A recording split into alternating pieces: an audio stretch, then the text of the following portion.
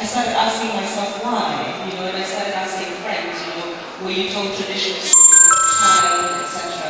And I noticed that, if you ask any Kenyan, and then I found the same in Zanzibar, under the age of 35, generally they've never heard a traditional story. It's no longer part of their lives. When you ask people above the age of 35, they remember them, but quite sketchily, because already the tradition was being lost.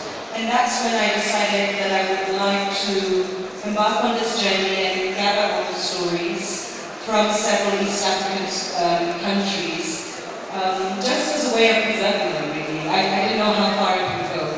And it's interesting because you're from West Africa, your dad is from West Africa, where the stories, all the stories are very much kept alive. And also here in Somali culture they are. It's strange that in other parts of East Africa they seem to be dying. Do you have any thoughts about why? I mean, for example, if you speak to Professor Shundari, when he speaks, he tells you proverbs. It's part of his language, and it comes in a very natural way. And you find that quite a lot in West Africa. I think that, I'm not an expert on East Africa, but the colonial history is quite different.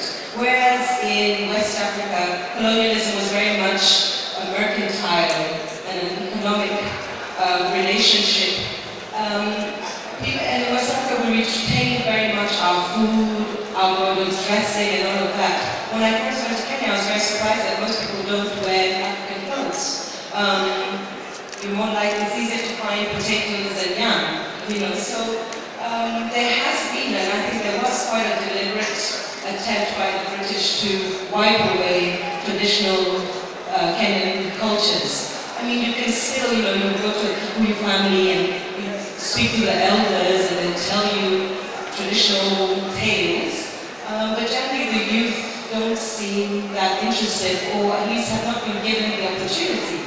My son is 7 now, and in school he's learning about the Fire of London, which is fine, but I would rather that he learned about Achebe or Nkrumah, or, I just don't understand this, putting a culture that is from outside of us, and I think that happens quite well in Kenya.